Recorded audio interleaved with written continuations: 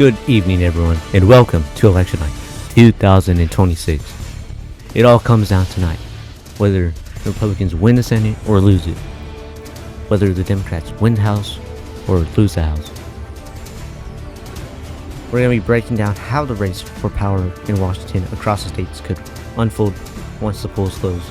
That will be a big challenge for President Trump, whether they can hold his popularity long enough until 2028, or whether Democrats will make a big gains tonight and have a good start to 2028. Now let's take a look at the battleground map for the U.S. Senate. You see that Texas, Alaska, Nebraska, Georgia, North Carolina, Ohio, Michigan, New Hampshire, and Maine are up for grabs. These are seats that any of the two parties can win. Republicans will try to defend their 53 seats majority today. They only need 50 seats. They can afford to lose 3. They can't afford to lose 1. If they lose 3, they'll have 50. But with J.D. Vance as a vice president, he's a tie-breaking vote. So they can't afford to lose 3. They need 50, a minimum of 50. Anything less, Democrats, they control the Senate. Duh. And this is the governor's map. Republicans are at 24 in my prediction. These are the solid states that are gonna be Republican, looking to be Republican, should be. Democrats have 20s. This is the governor's battleground states. There are 6: Nevada, Arizona, Iowa, Wisconsin, Michigan, Georgia. Michigan and Georgia, 2 states are having battlegrounds for Senate and governor. I think I'm forgetting one, but these are these battleground maps. Governors don't really matter. They don't vote on any of the important bills, but we want to take a look at this because this is 2026 midterm. I'm making the full thing, so we're looking at the governor's race as well. So yeah. And this is how President Trump's approval stands right now. 42% approve. This is a CNN poll connected by SSRS. He disapproved by 55%. Not looking so good, but these really don't matter on the midterm scale in elections. Let's take a look at another poll. This is the midterm congressional generic vote. And look at this. Democrats are leading by 5 points. They're at 47% favorability, and Republicans at 42%. This is very good for Democrats if they want to control the Senate, but they have to fight very hard in the state of Texas. It is now time for the 7 p.m. poll closings in 6 states: Georgia, Indiana, Kentucky, South Carolina, Vermont, and Virginia. Please stand by for a projection. And to start off tonight, we can now project Daniel Cameron will defeat Pamela Stevenson in the Kentucky Senate race. He will easily win. Let's start off this election night. It'll be about 20-point margin. Key race alert here in the state of Georgia. Incumbent John Ossoff is vying for a 2nd term in the state of Georgia. He is this current senator incumbent. He's against Mike Collins, who is famously known for accepting $9 from AIPAC, saying he sold out for $9. But anyways, and in the state of South Carolina, Lindsey Graham is vying for another term. He's been the state senator since 2002, after he had succeeded the segregationist Thurman. This is the Virginia Senate race. Incumbent Mark Warner is vying for another term against the Republican candidate Kim Thurman. Warner is trying to win very big after the 2025 Virginia performance by Spanberger, and Democrats are looking to make Virginia a solid Democratic state, and they're hoping tonight they might match the margin that Spanberger got. Now let's look at the balanced power in the U.S. Senate. 51 needed for control. Democrats are currently at 34 seats, and Republicans are at 32. They had just won Kentucky with Daniel Cameron. 34 seats remain. Here's another little graphic for this midterm I made. It's just showing the same thing. This is the map. Now you can see the states that have no elections. The states that we haven't called yet. Too early to call in Virginia, South Carolina, Georgia. Polls are open in these variety of states. Kentucky's been called for Daniel Cameron. There is no elections in California, Nevada, Utah, Arizona, and Washington. North Dakota, Wisconsin, Indiana, and Missouri. Pennsylvania, Maryland, New York, Vermont, and Kentucky. And in the governor's race in Vermont, we can now see and project that Phil Scott is going to be the winner in Vermont. The most popular governor. He's winning by like 75 points. Not 75 points, but he's winning 75% of the vote. He's won unopposed. In Georgia, this is a key battleground, as is the governor's race. Republican Burt Jones is against Keisha Lance-Bottom. This is going to be a very tight race, and one that will last very well until the end of the night. In the state of South Carolina, Nancy Mace, a Republican candidate, is facing against a Democrat, Mullins McLeod, who had faced a little controversy about him, a video of him being arrested, but has since been forgotten. Now we see the governor's map. Democrats currently have 6, Republicans have 9, after the win by Phil Scott in the state of Vermont. This is the U.S. House of Representatives. This is how the map looks like so far. Republicans have 27 so far, Democrats had 11. It is now time for the 7:30 p.m. poll closings in 3 states: Ohio, North Carolina, and West Virginia. And in West Virginia, Shelley Moore Capito will win re-election as the incumbent senator in West Virginia. She will defeat Shaq Schwarzberry in a very, very blowout race. And in North Carolina, this is a very, very, very key state for the Democrats.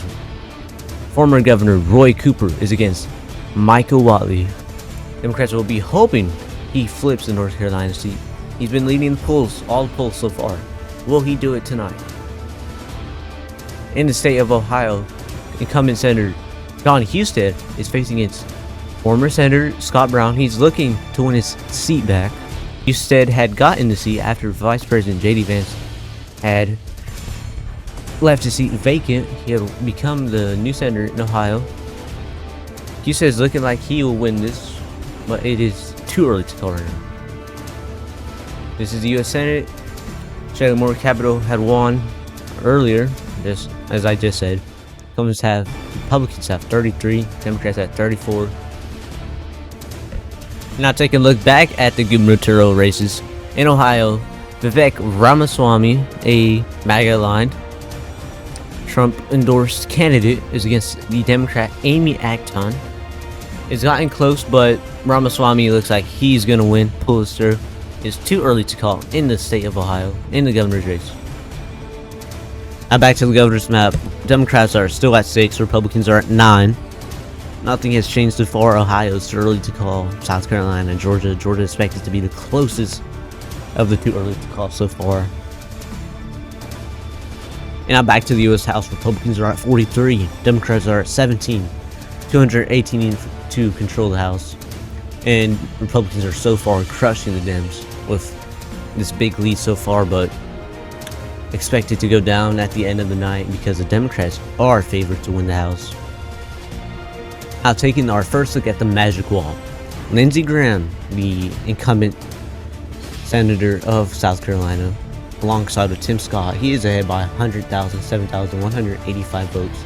He's ahead by about 13%. This is with 39% counted. He's got a big lead so far, and when this compares to his 2020 win 6 years ago, he's actually doing way better. Look at this. In 2020, he won by 10 points. He won it by about 260,000 votes against Jamie Harrison. He's weirdly doing better than 6 years ago, when this is supposed to be a blue wave, weirdly enough. Because like he won it by 10 points. He's currently ahead by 13 points, but Do expect it to go down slightly, but he is favored to win re-election, in South Carolina. And now looking at the crucial Georgia Senate race. Jon Ossoff, the incumbent senator who won by a mere slim margin in 2020. After, Joe Biden won in 2020. That was the year that, Georgia started to become a competitive state, which it still is. But he's currently ahead by 156,817 votes. And he is ahead by a lot so far because Atlanta has reported early. And some of those counties you see right there that haven't reported their vote, those are the rural, conservative counties. So I do expect this to slim down and get narrower, because Mike Collins will get those votes from those rural counties. It is now time for the 8 p.m. poll closings on the East Coast, the Deep South, Oklahoma, Missouri, Illinois, and more. Please stand by for another projection. And we can project the incumbent Mark Warner will win re-election in Virginia. He will win by a big margin. This is another big statement in Virginia, and that tells Republicans that they will have no chance of winning Virginia ever again. And just look at this margin. Look at this. Warner is at 57.3%. This is with 42% counted. He's ahead by 277,832 votes. Farrington only has about 800,000, 42.6%. He is on his best track to his best Senate seat win. When he was first elected in 2008, which he won by about 61% or 57, whatever that is, about there. Okay, back to the Senate races. We can make some more projections for the 8 p.m. poll closes. And in Delaware, Chris Coons, the incumbent there, will defeat John Schuelle. And in Illinois, Roger Krishnamurthy will become the new senator in Illinois. He will defeat Don Tracy. And in New Jersey, the popular Cory Booker will defeat Edward Durr. He will win re-election in New Jersey. And in Massachusetts, Ed Markey will defeat John Denton. In Rhode Island, Jack Reed will defeat Joshua Birmingham. He will win re-election. This is Key Race Alert in South Carolina. As we were just talking about, Lindsey Graham will defeat Annie Andrews. He will win another 6 years up until 2032. And he was first elected in 2002, remember that. So that's about a 30-year span if he doesn't resign. And in Mississippi, the incumbent there, Sidney Highsmith, will defeat Scott Colum. And in Alabama, Steve Marshall will become the new senator there. He will defeat Kyle Sweetser. In Tennessee, Bill Hagerty, the incumbent there, will defeat Bo Mitchell. And in Oklahoma, the incumbent Mark Wayne Mullen will win his first term, which he won in 2022. He will win his first term tonight against Nikayla Thomas. And in Florida, it is too early to call in Florida in the Senate race. Jennifer Jenkins is against the incumbent there, Ashley Moody, who, took over Marco Rubio's seat once he resigned to become Secretary of State. And she is trying to win her first full term. And this is a close race. One that's been looked upon this whole campaign trail. The two candidates was campaigning very hard. Collins, not so much, but she did campaign quite a bit. Plattner is trying to win the seat for the Democrats for the first time since 1972, which is more than 50 years ago.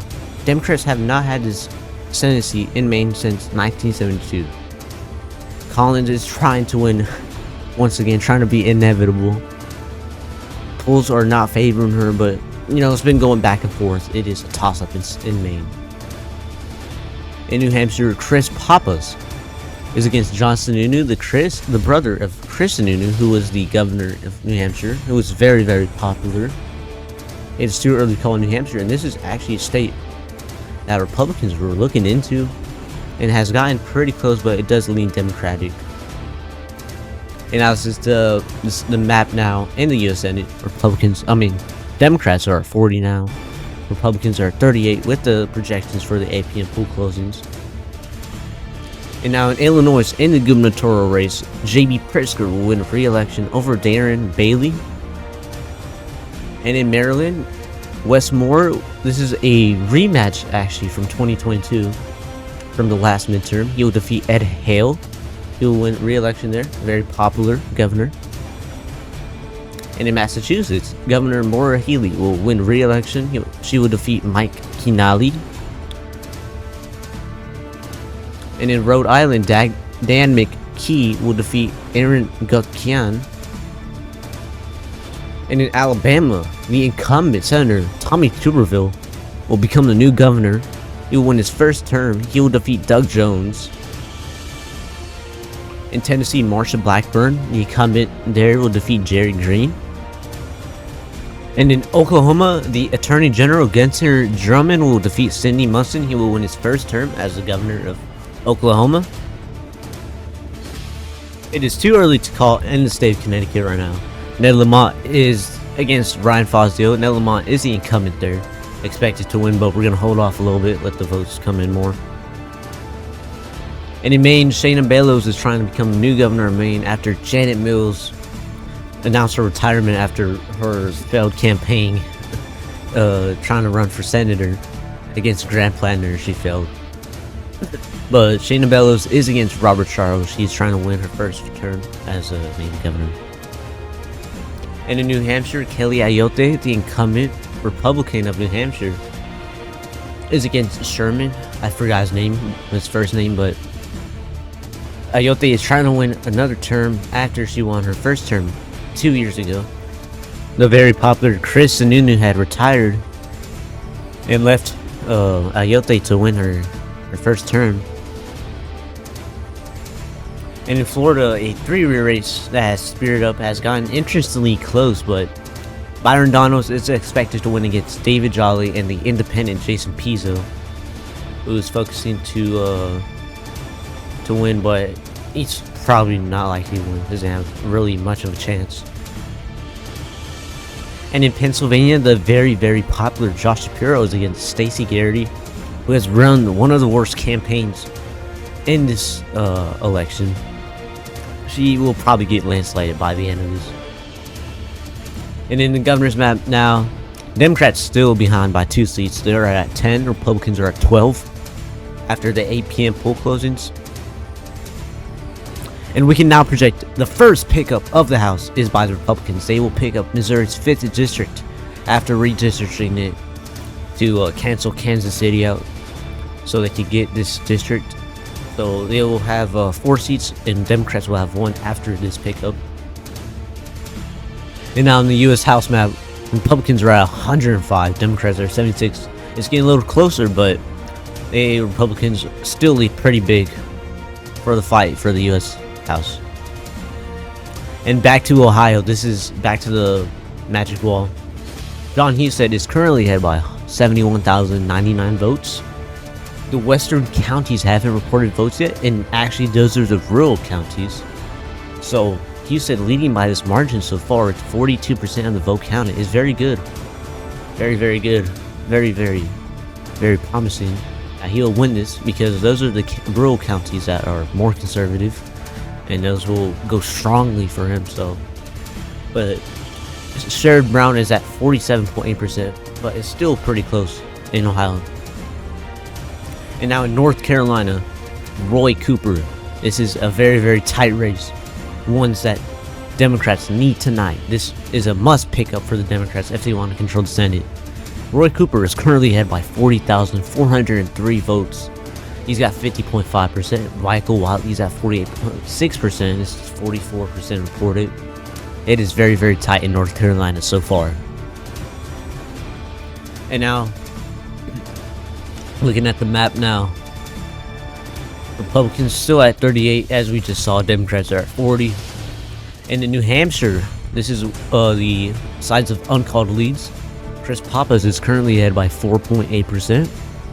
Hollins is ahead by 5.3%. He just took the lead after the rural counties reported in for him.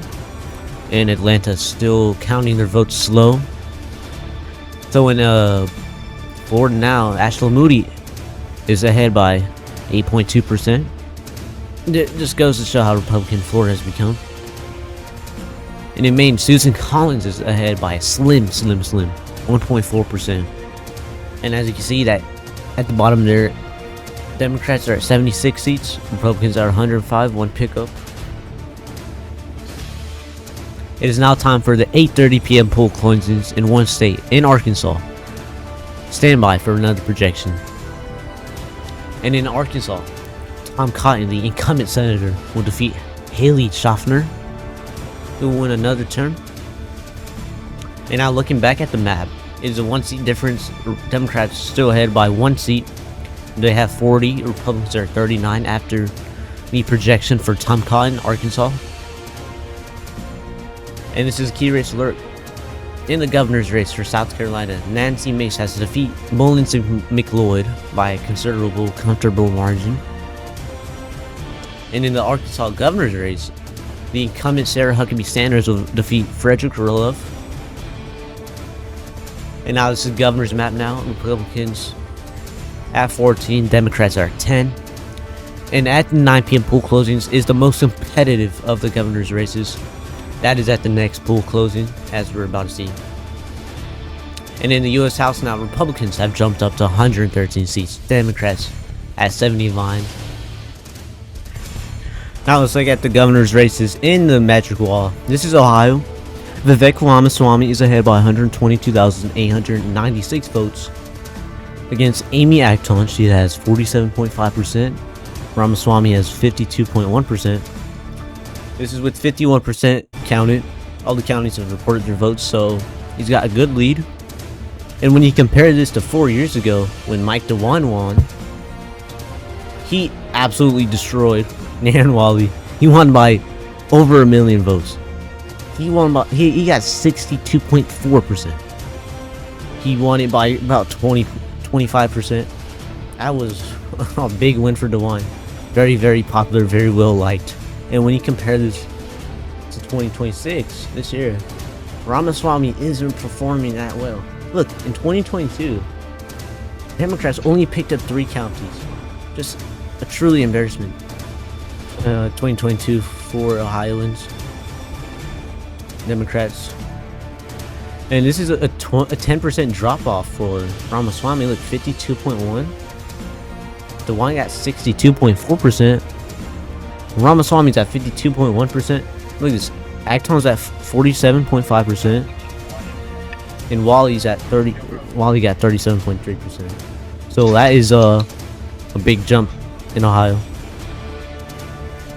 And now looking at New Hampshire now, Chris Pappas is currently ahead by 14,078 votes. It is a tight race so far. It's 46 of the vote counted. John Sununu has 48.6. Chris Pappas is at 51.1%. It is a close race so far, so we are keeping a close look on New Hampshire. This is, if Democrats loses, that would be such a surprise. New Hampshire isn't supposed to go Republican this cycle. Now back to the decision desk.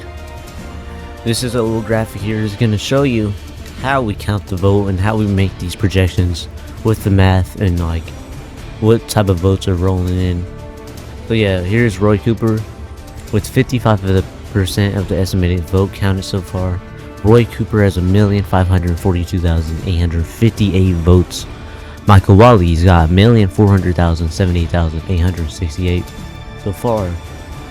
And we are expecting this right now, this vote right now. 83% of the vote right now is currently early vote. And by the end of the night, we are expecting this early vote to be about 45% of the total vote. So almost 50% of the vote in North Carolina at the end of the night is going to be early vote. And to show you who's leading in the early vote, let's take a deeper dive. Look at this. In the mail vote right now, Cooper is leading by 35.7%. Democrats, you know, they dominate in the mail vote. But 23.3% of the vote for mail hasn't been counted yet, so Cooper can get even more votes for mail. That's why he's got the lead right now. And in early person voting, Cooper leads it with 5.4%. 8.1% still to be counted. But look at this, in election day. This is what Republicans do. They turn out people on election day. Look at this, Wiley is ahead by 30.3%. And look at this, and 88.6% still needs to be counted. So Michael Wiley is dominating with election day. And that's how they get their votes. And in the overall vote, Cooper is ahead by 3.4%, with 45.8% still to be counted because it's 54% counted so far. Now let's take a look how Georgia is looking like. And in Georgia, Ossoff is ahead by almost 40% in the mail vote. He's got 39.6%. And look at this, in mail vote right now in Georgia, they have more to count than in North Carolina. Let's take another look. 23.3% for the mail vote in North Carolina left to count. Roy Cooper is leading less than Ossoff is in the mail vote, so he is dominating in the mail vote so far, more than Cooper is. And in early person, Jon Ossoff is ahead by 8.3%, and then there is still more to be counted in early person, 9.8%, but it is a little less in election day to be counted for Mike Collins. He is leading more than Wiley is in the election day vote, but it is 81.4% still to be counted. So because it closed way 30 minutes after or before North Carolina, some of those votes have been counted already. More than North Carolina, obviously. And right now, Mike Collins is ahead by 2.5% in the overall vote, but expect Ossoff's lead to go up a lot more and Mike Collins' lead to go down, because Atlanta, you know, where the mail voting is and stuff, and they count really slow, so Ossoff's lead will grow and grow and grow. And Collins' lead right now is at that because of the rural counties that just reported in for him. That's why he's leading. It is now time for the 9 p.m. poll closings in one of the most competitive poll closings of the night. And in the Rust Belt, the Texas, Michigan, Wisconsin, New York, Arizona, the Plains, and more. Stand by for their projection. And in Kansas, the incumbent Roger Marshall will defeat Christy Davis. He'll win another term in the Senate. And in Louisiana, Bill Cassidy, the incumbent, will defeat Jamie Davis. In South Dakota, Mike Rounds, the incumbent, will defeat Jillian Daudion. And in Wyoming, Harry Hageman will defeat Greg Hass. She'll become the new senator from Wyoming after Cynthia Lummis, the incumbent, had announced that she would be retiring. And in Colorado, John Hickenlooper will defeat John Agjashi. It was once a competitive race on the midterm scale, but has since been a Democratic stronghold. And in New Mexico, this is a big projection. Ben Ray Lujan will win unopposed. This is a record margin. He only won his seat about by 6% in 2020. Now he's going to win it by like 80% after the only Republican challenger failed to make the ballot. So Ben Ray Lujan will win by a big landslide.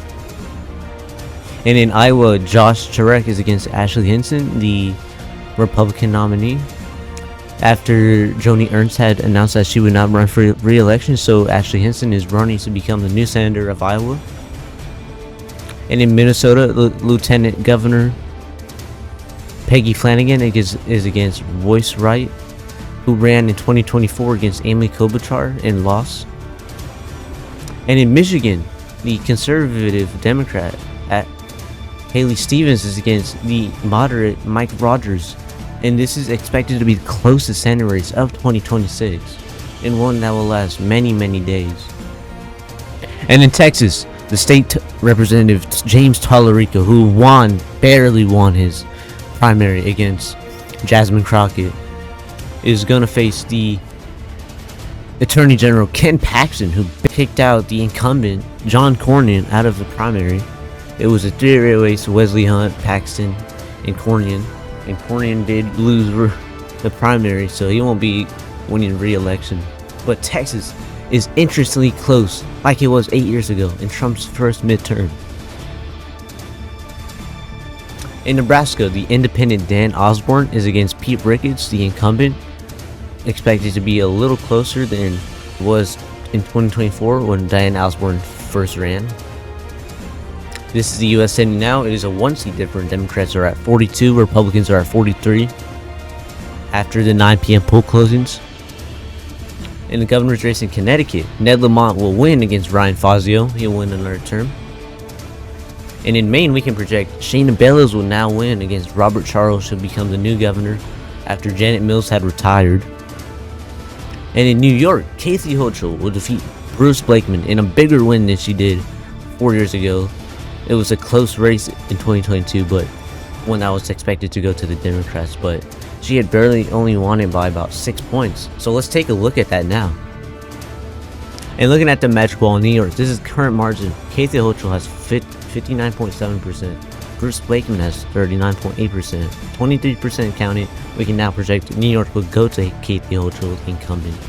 She's currently ahead by about 280,000. This is a lot bigger win than it was 4 years ago. And let's take a look at 2022. And this was 2022. Kathy Hochul was against the Republican Lee Zeldin, who ran a good campaign. She only won New York by 377,834 votes, 53.1% to 46.7%. That is a 6% margin, which was a lot closer than the polls anticipated. Lee Zeldin did perform very, very well for a Republican in the New York gubernatorial race. This was the closest it was since 1994 in that crazy election. But ultimately, Kathy Hochul came out the winner, and now she's overperforming and gonna win very, very comfortable in 2026. Let's take a look once again at 2026, and just look at that county flips by New York City. 4 county flips so far. So she will be re-elected once again. Now back to the governor races. In Minnesota, the incumbent senator, Amy Klobuchar, will win. She will defeat Scott Jensen. She will become the new governor of Minnesota after Tim Walz resigned from being involved with the Somalian fraud scandal, which was very controversial. So Amy Klobuchar will become the new governor there. In Colorado, Michael Bennet will defeat Mark Basley. He will win another term. And in New Mexico, Deb Haaland will defeat Greg Hull. And this is a key race alert now. In Ohio, Vivek Ramaswamy will finally win against Amy Acton. He will become the new governor of Ohio for his first run for office, and he will win the governor's race, the governor's mansion. He will succeed the very, very popular Mike DeWine. And now in Florida, we can now project Byron Donalds will finally win against David Jolly and Jason Pizzo.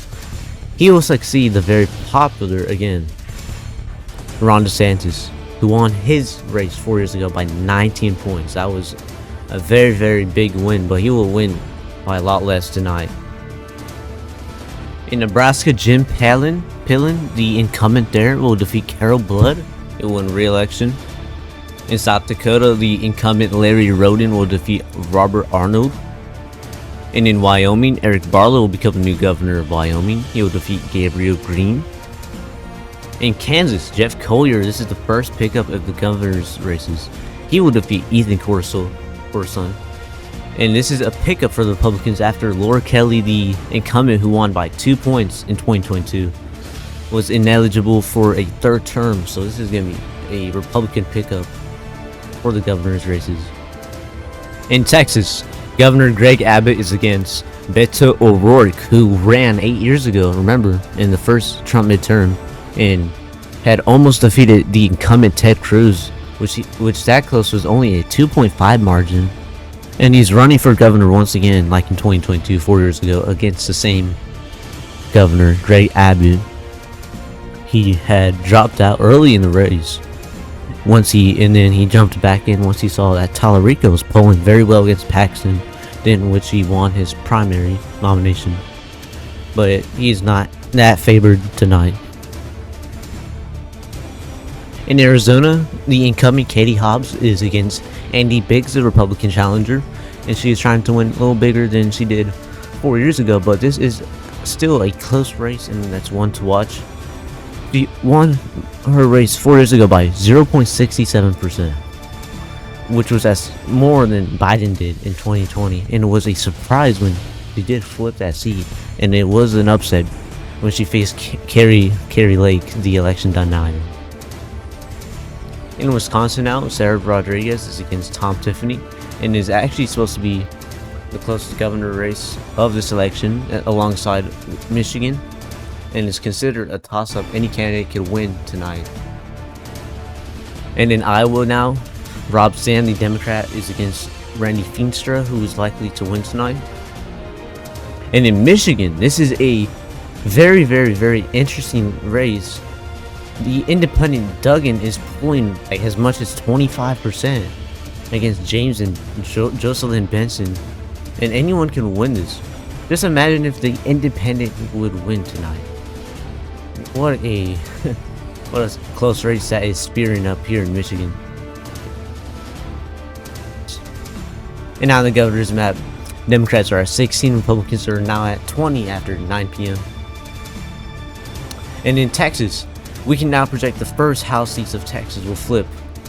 This is after the redistricting fight war between California. They will pick up the 9th House seat. Briscoe Kane will defeat Terry Virts. In the 32nd district, Brian Binkley will defeat Dan Barrios. And in the 35th district, John Lujan will defeat John Lira. He will become the new representative there. And after those projections, now we can see that Republicans sit at 174 seats. Democrats are at 123 seats after 9 p.m. Now back to the Magic Wall. In Michigan, Mike Rogers is currently ahead by 17,364 votes against Haley Stevens. He's got 49.8%. Haley Stevens is at 48.7%. This is 37% counted, so we're going to let more votes come in. This is expected to be one of the closest tonight. And now in Texas, James Tallarico is currently ahead, with some counties not reported in yet. He's ahead by 72,016 votes, 50.6% to Paxton's 49.2%. With 51% of the vote counted, James Tallarico is currently ahead, and we'll be looking at this one throughout the night. And after the 9 p.m. projections, this is how it stands now. After those projections, we just called the race for Ramaswamy in Ohio. He will become the new governor. This is how it stands now. Ramaswamy is at 53.1%. Acton is at 46.7%. He's currently got 809,970 votes. Ramaswamy sits at 961,442 votes. Republicans currently have 175 seats in the House. Democrats 125. Republicans have 4 pickups so far. Democrats haven't got none yet, but we do expect maybe some flips in the next projection, the next poll closing at 10 p.m. And this is a big testament to Democrats that Ohio is staying Republican for a while. You know, a weak candidate like Ramaswamy ran. Acton did campaign very, very hard, but it is not enough to win, and Ramaswamy will win by a comfortable margin. Now headed to the next poll closing at 10 p.m. It is now time for 10 p.m. poll closings in 3 states: Nevada, Montana, and Utah. And in Florida, in the Senate race, we can project now Ashley Moody will win her first full term against Jennifer Jenkins. She will win comfortably. In Montana, Steve Daines, the incumbent senator, will defeat Riley Neal.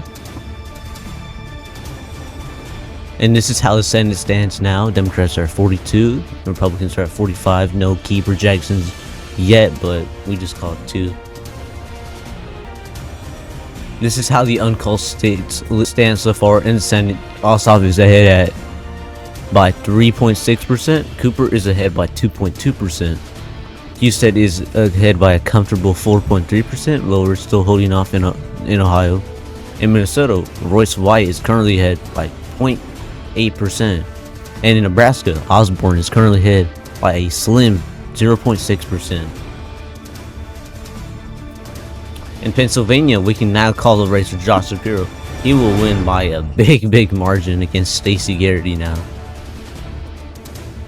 And in New Hampshire, we can call the race for Kelly Ayotte. She will defeat Tom Sherman for another term, and she will have to face another race in 2028. In Nevada, it is too early to call here. The popular Joe Lombardo faces the challenger Aaron Ford. Joe Lombardo had won his seat by about 2 points in 2022. Now this is the map now for the governors. Democrats are 17, Republicans are 21, and are 5 away from governor control, but it doesn't really matter. And now we can make the first projections in the House. This is the first flips for the Democrats of the night. In Nebraska, 2nd District, John Kavanagh would pick up the seat in Nebraska. He will defeat Brinker Harding. And in Pennsylvania's 10th District, Janelle Stelson will defeat Scott Perry. This is another pickup. And Utah's 1st district, Ben McAdams will defeat Blake Moore after Republicans were trying to deny this redistricting by Democrats in Utah, but it failed, and now Ben McAdams will flip the seat now, and Democrats will have finally one House seat in Utah after Republicans controlled every single seat. That's how the House stands. Republicans are 183, Democrats are 137. Republicans still lead by a good margin, but it is slimming down now after those House pickups by Democrats. And in Maine, this is how it stands now. Graham Plattner is currently ahead by 5,303 votes in a super tight race with 51% counting. Plattner at 49.8%, Collins at 48.5%. And Plattner needs to get at least 50% so this doesn't head off to a runoff. In Wisconsin, Tom Tiffany currently leads Sarah Rodriguez. This is expected to be the closest race of the governors, and Tiffany is currently ahead by 41,656 votes with 42% counting. And in Arizona, Andy Biggs currently leads Katie Hobbs, the incumbent, by 34,267 votes with 46% reported. And right before we head to the 11 p.m. poll closing, we had just projected Josh Shapiro, the winner in Pennsylvania, actually outdoing his win in 2022, which he won by 15 points. He is currently ahead by 17%. You can see here, you can read it out, but 79% of the vote were counted.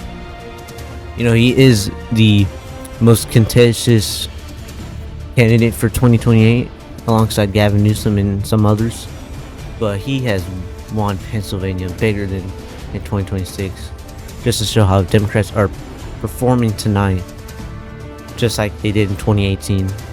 Here in Michigan, you see that James is at 38.4%, a very low margin, not even close to 40%, not even at 40%.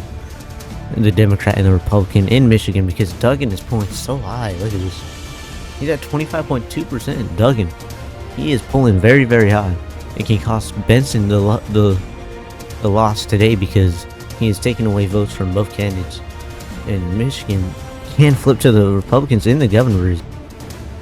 Now this is how it's looking in Texas. Greg Abbott is currently at 52%. He's at 3.9 million, almost at 4 million. O'Rourke is at 3.7 million. He's got 46.8% with 68% counting, almost 70%. And you see now in New Hampshire, that is the margin that is currently at. And we have some breaking news, and it is that Susan Collins was just caught by journalists saying that she has no problem with Plattner and he has no chance that he's gonna win tonight, even though it's a close race. So I don't know why she's saying that Plattner has a chance to win. He's currently ahead in the main Senate race. It's now time for the 11 p.m. poll closings on the West Coast in Oregon, Idaho, Washington, and California. And in Ohio, we can now call the Senate race for John Husted. He will defeat Sherrod Brown, and he will be elected to his first full term after he succeeded J.D. Vance after he became vice president. And this is the margin here. Husted is ahead by 203,000. That's why we can call the race now with 87%. He has enough for it to be called for him. Sherrod Brown at almost 47%, but he is keeping the Republicans hopeful, and he keeps the seat for the Republicans in Ohio. And in Minnesota, we can now call the racer Peggy Flanagan. She'll become the new senator in Minnesota, defeating Royce White. And now in Georgia, we can now call the racer Jon Ossoff. This is a early projection, and it's not going to go to a runoff like he did in 2020. He will win by a comfortable margin, defeating Mike Collins. And here's the margin now. This is about 5%. With 95% counted, we can now project it for Jon Ossoff. He will win re-election. And in Oregon, Jeff Merkley, the incumbent, will defeat Tom Skelton. In Idaho, Jim Risch, the incumbent, will defeat David Roth, winning another term. And now this is the map for the U.S. Senate. Democrats are at 45, Republicans are at 47. Republicans just need 3 more wins in the Senate to win majority. Democrats need 6 pickups, which is a lot. And this is the U.S. Senate now. This is how the leads are. In Michigan, Mike Rogers is currently ahead by 56,524 votes. In Maine, Plattner is ahead by 7,314 votes. In Ohio, which we just called for Houston, he is ahead by 2,887 votes. In Texas, Tallarico is ahead by almost 72,209 votes. In Georgia, we just called it for Ossoff. He's ahead by 169,186 votes. In Minnesota, Peggy Flanagan is ahead by 200,424 votes. And in Nebraska, Osborne is ahead by a slim 292,941 votes. And in Nebraska, this is the magic wall. Pete Ricketts is currently ahead by 19,041 votes. He just took the lead after new votes rolled in Nebraska. Osborne is behind now with 74% of the vote counted, but he is doing way better than he did in 2024. Like he's ahead in 6 counties, and compared to 2024, he only got 4 counties. And Deb Fischer did beat him by 62,631 votes. He's doing a lot better now than he did in 2024. And in Iowa, Ashley Hinson is currently ahead by 61,904 votes, with 62% counted. She is currently ahead by a good margin, but it is not enough to be called. And in North Carolina, Roy Cooper is currently ahead by 94,684 votes. That is very, very good, and we can almost call it now with 91% of the vote counted. He just needs a little more votes so it can push him for it to be called for him. And in Texas, back to the governor's race, Greg Abbott is the projected winner, running another term. He will defeat Beto O'Rourke in a closer than expected race. And in Iowa, Randy Feenstra will defeat Rob Sand. He'll become the new governor. In Idaho, Brad Little will defeat Terry Pickens. And in Oregon, Tina Kotek, who had won the seat by about 4%, will now win it by about 16%, defeating Danielle Bethel. She will win re-election comfortably. And in California, after Gavin Newsom was term limited, Katie Porter will defeat Chad Bianco. And this is the governor's map now. Democrats sit at 19, Republicans are at 23. They need 2 more pickups to keep governor control, which will be very, very likely. And then for the first projections in from California, this is the first pickups in California House districts after the fight with Texas in the redistricting war. In the first district, Mike McGuire will defeat James Gallagher, becoming the new representative there. In the 41st district, Linda Sanchez will defeat Cody Webhouse. This was a long-held Republican seat. It is now going back to the Democrats after redistricting. Now this is the U.S. House. It is just a 1-seat difference. Democrats have made a comeback in the House race, and they are at 193. Republicans are at 194. They are almost They are very close to taking the lead now. And let's take a quick look at Arizona in the governor's race. This is how Hobbs is. She's at 51.3%, and Biggs has gotten to 48.6%, 73% county in Arizona. Hobbs currently leads Biggs by almost 100,000, and one that is still going to be very long to count. It's now time for the 12 a.m. poll closings in the state of Hawaii. Stand by for major projections. And we can project former Governor Roy Cooper has flipped the North Carolina Senate seat in one that was very crucial for the Democrats, and he has picked it up, defeating Michael Whatley.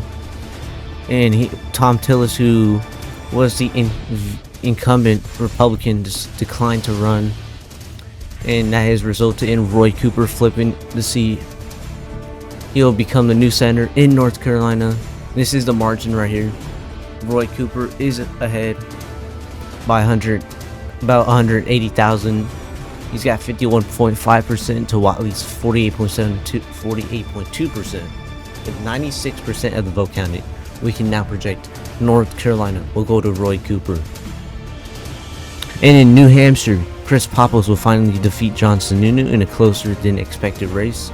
One that was actually put in to win by Republicans, but did fail, as we can see here. In Iowa, Ashley Hinson will now defeat Josh Turek. He'll become the new senator there after Joni Ernst declined to run. And in Nebraska, we can now project Pete Ricketts will defeat the independent Dan Osborne in a close race for a very Republican state like Nebraska, but he will win by about 41,000. Osborne doing way better than he did 2 years ago in 2024. We can now project Nebraska will go to Pete Ricketts with 83% of the vote counted. Ricketts is at 52.6% currently, Osborne at 42.7%. And this is how the U.S. Senate stands now. Republicans just need one more seat for control. Dems need to sweep every single state now. They need to get Texas, Michigan, Maine, and Alaska if they want to win Senate control. And now back to the governor's races after those crazy projections in the Senate. In Hawaii, Josh Green, the incumbent, will defeat Mike Gabbard, winning by a landslide margin. In the governor's map now, Democrats are at 20, Republicans are at 24. Republicans just need 2 more, remember, to win government majority, and it's very likely. To the House races, in the 3rd District in California, this is another pickup. Amy Barra will defeat Kevin Kiley, flipping this seat for Democrats. And in Iowa's 1st District, Dems will win it for the first time since 2018. After, in that midterm, it's Trump, his first midterm, and they will flip this seat. Christina Bohannon will defeat Marionette Miller Meeks, who had won the seat by a slim margin, like something like 0.02% or 0.2% in 2024. That was a very close race. And this is how the House stands now. Democrats have taken the lead for the first time tonight after Republicans held the lead for so long. They are at 203 seats. Republicans are at 198 seats. 218 needed for control. Democrats need to get 15 more seats, and they will win control of the U.S. House. And now, as we just projected in Nebraska, Ricketts won, and he actually just gone up right now with 85% counted with the late votes coming in. He's on track to get about 53.5%, but it's still going to be close for Osborne, way better than he did in 2024. But now in Texas, all eyes are on Texas now as late votes come in from the Texas Triangle, from the big cities like Houston, Dallas, San Antonio, Austin, Fort Worth, those cities, and those are the most populous in Texas, of course.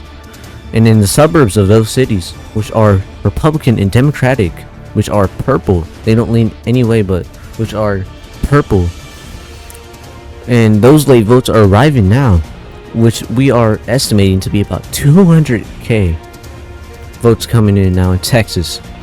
Puerto Rico, Look, as you can see, he is ahead. He's got 50.1%, with 83% counted in Texas. Paxton is at 49.6%. Tallarico is at 50.1%. After these votes arrive, will determine who may win this race in Texas. Tallarico currently leads, but after this batch of votes, Paxton can take the lead. And before those late votes arrive, let's take a look one more time in North Carolina. And the coalition that Cooper built was amazing. And if Democrats can do this in 2028, and he may help them, but this can show that Democrats can flip North Carolina in 2028 if Cooper is popular in 2028 in 2 years. But he is currently at 52%, Wally at 47.8%. That's the margin, at 97%, almost 100% counted. But what a win for Cooper it was. And now we can just take a look at Texas. After those votes arrived, Ken Paxton now leads with 88% counted. He leads by 138,000. He just took the lead, but is still very, very close. 50.4% to Tallarico's 49.3%. It is still razor thin in Texas after those late votes arrived. It's 1 a.m. now in Alaska. There is a very, very crucial Senate race there, and we can now project some more races. In Alaska, it is too early to call in the Senate race. Dan Sullivan is disapproved of and very, very unpopular. He is fighting another term as Mary Peltola, a very, very well-liked Democrat in Alaska, is very, very close in the polls. It is a toss-up in Alaska right now. No projection comes. Alaska is too early to call. Senate stays the same after 1 a.m. In Michigan, this is the magic wall. Haley Stevens has now taken the lead after we had taken a look in the beginning of the night. There's 97% of the vote counted. Haley Stevens leads with 23,671 votes by 0.5%, as you can see. Super razor thin in Michigan, as it was expected. And this is one Democrats desperately need. And now in Georgia, in the governor's race, we can now project Burt Jones will defeat Keisha Lansbottom. This is a hold for Republicans after they lost the Senate seat to John Ossoff. This is a big morale boost. Jones will win by about the same margin as Kemp did. A little worse, but Kemp did campaign for Jones a little bit, and he will win by about 105,000 votes. With 98% of the vote counted, we can now predict Georgia will be won by the Republicans. And now in the Alaska governor's race, 4 candidates are running, 3 Republicans, 1 Democrat. And it is like this because there is ranked choice voting there. The top 2 contenders will face each other in the final round, and will face each other to see who will win. It is likely to go Republican. So it is Bishop versus Dahlstrom, who is actually favored to win, versus Hughes and Begich, the Democrat. Governor's map. Republicans are just 1 way a win from the governor majority after that win by Burt Jones in Georgia. They just need 1 more pickup, and it is looking very likely. And in Virginia, this is the 2nd House district, a very competitive one. And now we can project Elaine Loria will defeat Jen Kickens. That is a pickup for Democrats. And in New Jersey, one that was won by Republicans by about 6 points in 2024, is now a Democratic flip. Rebecca Bennett will defeat Tom Keene Jr. In the 48th district in California, Amar Kempa Najjar will defeat Darrell Issa. This is a Republican plus 18 win in 2024, but after redistricting, they will flip the seat. That was strongly Republican in the years before. In the Arizona 6th district, Joanna Mendoza will flip that district. She will defeat the incumbent Juan Ciscomani. In the Arizona 1st District, Jonathan Treble will defeat Jay Feely. That is a very competitive race in 2024 too, but this is a Democratic pickup now. And in the Texas 28th House District, one that was targeted by Republicans, and this Democrat was pardoned by Trump. Well, one of the more conservative Democrats in the party, strong on border security, will win the election here, and Latinos flocked to him, from outrage on Trump's handling on immigration right now. So Henry Cuellar will win against Tano Tahirina. This is a hold, and one that Republicans are very, very pissed off about. And this is how the House stands now. Democrats are at 217. They are one away from winning the House of Representatives, just like that. They just need one more, and they win House control.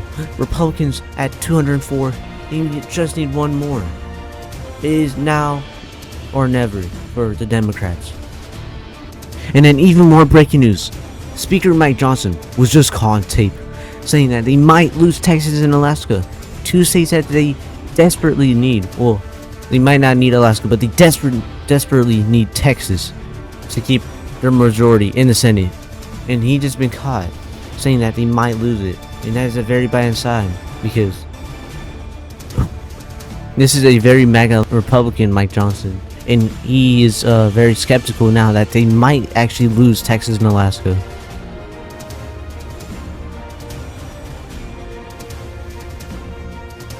In a big projection for Democrats, they will hold the Michigan Senate race. Haley Stevens will now win. It all comes down to Texas, Alaska, and Maine now. Rogers was favored, but Stevens will pull off the win on election day. This was a big surprise because Stevens was not as a good candidate as people would have liked, but she will defeat Mike Rogers in a close race. This is the margin now. She will win by about 95,000. She's got 49.7%. Rogers has 48.9%. It's 98% of the vote counted. And Stevens will hold it for Democrats.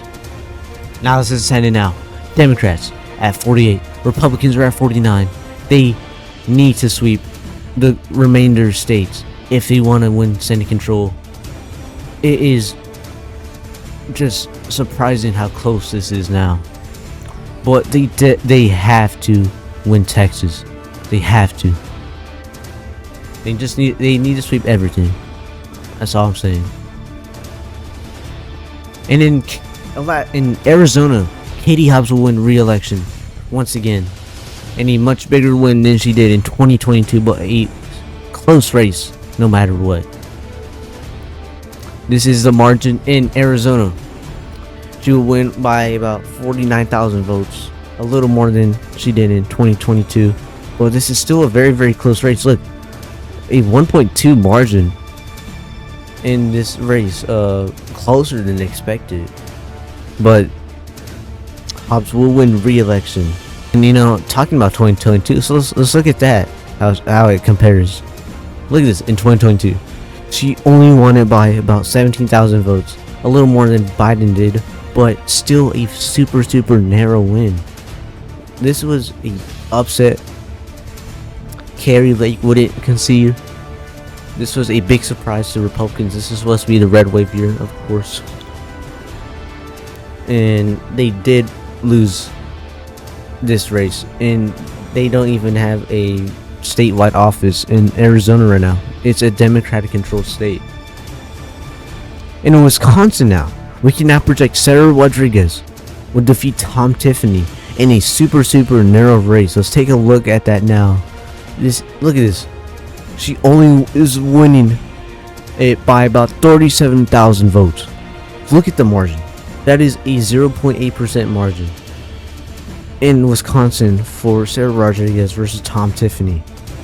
Another close governor's race with 99% counted. We can now project it for Sarah Rodriguez. And in Michigan, Jocelyn Benson will finally be called the winner in this insanely close three-way race. Duggan comes in third place. John James in second, Benson in first, of course. Duggan almost costed Jocelyn the race, but she will come out the winner. Democrats hold Michigan. And in Nevada, Joe Lombardo will now defeat Aaron Ford in a much bigger win than he did in 2022. He will defeat Aaron Ford, and he will now hold the governor's mansion majority for the Republicans now. This is the map now. Democrats are 23, Republicans have one majority with 26 now. One more race remains, and that is Alaska, because ranked choice voting is still going on there, and it is between Dahlstrom and Begich, and we'll call that at the end of this night. And a big projection, one that we were all waiting for, and one that was expected. House Democrats will win control of the U.S. House for the first time since 2020, and are excited to stop Trump's agenda from going on further on. And this is now come from these major projections. In Colorado's 8th district, a very competitive race in 2024 as well, will be flipped. Manny Rutinel will defeat Gabe Evans in this district in Colorado. And in Michigan, Bridget Brink, the former ambassador to Ukraine during the Biden administration, she will flip the Michigan House 7th district. She will defeat Tom Barrett. In California, this competitive district, Adam Gray will hold his seat against Kevin Lincoln, the Trump-endorsed candidate. And in Texas, this is another pickup in Texas, but won't matter anyway. Eric Flores, who was endorsed by Trump, will win the seat. Another win for Republicans from redistricting. He will defeat Vincent Gonzalez. And this is the House map now. Democrats at 223 now. Republicans are at 206. They have won the U.S. House majority and will control it in 2027. Hakeem Jeffries has celebrated. He has led the Democrats to a majority. Hakeem Jeffries celebrates. Now all eyes are on the Senate. Senate majority now comes down to 3 states: Maine, Texas, and Alaska. The 3 most competitive seats of this election. Ones that was closely watched this whole election cycle. Ones that was campaigned on very vigorously and very hard in all candidates there. And it all comes down to this: whether Republicans hold their Senate majority once again, or Democrats take back the Senate since the first time in a while. It all comes down to this. This is a Republican watch party. They are watching on now, very confident, but worried. The U.S. House has just flipped to the Democrats. They are at 227, 13 pickups right now. Republicans are at 207. They got 5 pickups. The Senate is still undecided. It all comes down to 3 states. The Democrats got 1 pickup with Roy Cooper. In Alaska, Peltola is currently ahead by 0.6%. In Texas, Paxton is ahead by 1.1%. And in Maine, Collins is ahead by 0.2%.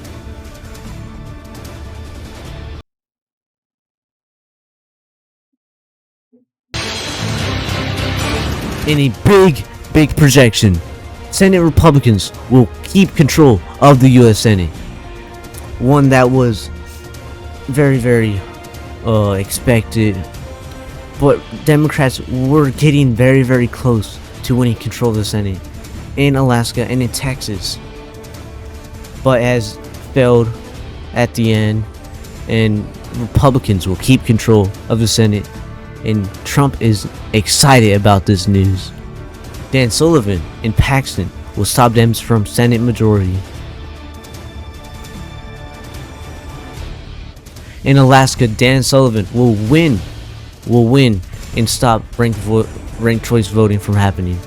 And he wins it by 9,722 votes. Peltola ran a strong campaign, but at the end, she lost. And Republicans will control Senate once again. In Texas, Ken Paxton will defeat James Tallarico. He ran a quite competitive campaign, as well as Paxton. They both campaigned very, very hard. Blexus is no more, as Dem's dreams are crushed once again, and Texas is unlikely to go Democrat anytime soon. And this is the margin in Texas. Ken Paxton wins it by 181,425 votes, 51%. Colorado got 48.18%. Well, this is way closer than it was in 2018, but Paxton will come out the winner in Texas. And now in Maine, this is a big projection. We have one more projection to make, and this is a flip for the Democrats in Maine. Graham Planner has defeated Susan Collins, and this will be the first time a Democrat has Maine's Class 2 seat for the first time since 1972. That's more than 50 years ago. He has defeated the invincible Susan Collins, who was expected to lose in 2020, but I guess it was 6 years late because she loses tonight. It was a very, very close race, and we'll take a look at the magic wall just to see the coalition he built. And this is how Graham Plattner is looking like in the magic wall. This is his win. He only won Maine by 4,281 votes. Look how close it was to go into ranked choice voting. Remember, you need to get over 50% to win and not go to ranked choice voting. And Plattner barely exceeded that. Collins got 427,603 votes. Plattner 431,884 votes. This is 100% reported. This is the final vote tally in Maine. Plattner will win and defeat Susan Collins. And let's take a look how Susan Collins won 6 years ago. She won it by 70,422 votes against Sarah Gideon. She was expected to lose, and then she won it by about 8%, 9%. At the end of the night, Sarah Gideon only won 2 counties. And look at this coalition buildup in the southern part of Maine. Those counties has flipped from Collins 6 years ago to now Plattner in this year's election in 2026. That is 4 county flips in Maine, and that's how you won tonight. That's the coalition he built. He got those working class white people, the oyster farmers and stuff, to vote for him, and has worked very, very well. And now let's take a look at the last time a Democrat won Maine. Let's jump all the way back to 1972. Why freaking not? And in 1972, William Hathaway won Maine by only 11,779 votes. This was considered an upset when he beat Margaret Chase Smith, the very, very popular incumbent senator in Maine. This was an upset. Many didn't expect this, and he pulled it off at the end. And just how much Maine has changed is pretty crazy to me. The northern part of Maine used to be Democratic, while the southern part was Republican. And now in 2026, this is very interesting. I just want to see here. It is the northern part that is Republican now, and the southern part that is Democratic. That just goes to show how much the parties have flipped and changed ideologies. But that is very interesting, since the last time a Democrat has won the seat, and the counties is quite literally just the opposite from 1972. But yeah, this was the last time a Democrat won, and then Republicans went on a big winning streak until now. So this is the final vote tally in Maine. Once again, Plattner will win by 4,281 votes. In the U.S. Senate, Republicans will win control of the Senate. Democrats only flip 2 seats. In Maine and North Carolina, Republicans hold their majority. Trump celebrates 0 seats now remain. Republicans, of course, are gonna win.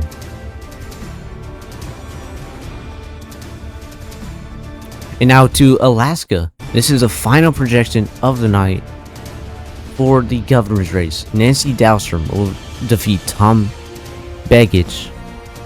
She will become the new governor of Alaska after ranked choice voting there. And this is the final governor's map in this election. Republicans get 1 pickup. That was in Kansas. Democrats are at 23. They lost Kansas, obviously. So not that much change in the governor's map.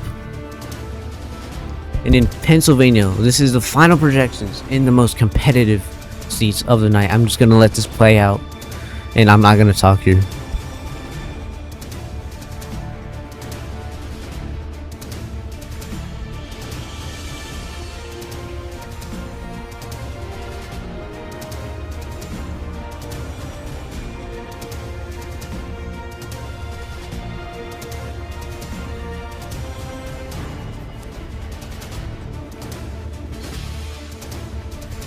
And now, the final map of the U.S. House after the 2026 election. Democrats will have 228 seats in 2027 when they start the new Congress. Republicans will have 207. Democrats didn't exceed their 2018 margin, but did pick up a bunch of seats tonight. They finished at 228. Republicans 207. Democrats got 17 pickups, Republicans 5 pickups.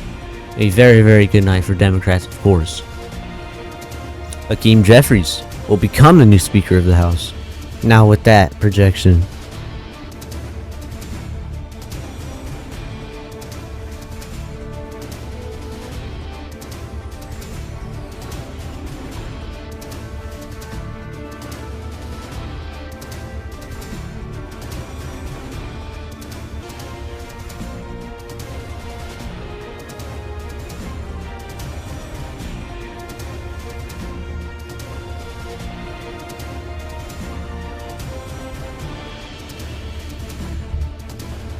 Thank you guys so much for watching. What a roller coaster this video was, right? I put so much effort into this. I hope you guys enjoyed it. No matter if you're a Democrat or Republican or independent, whatever your views are, but I hope everyone enjoyed this. This is my most hard worked video. I put so much effort. I got like all the graphics in, all those graphics, and this video a little too long. I would say I'm gonna try to cut it down next time, but it just had so much in it. I don't know how else I would have shortened it out, but I hope everyone enjoyed this, and I'll see y'all in the next video. Thank y'all. Bye bye.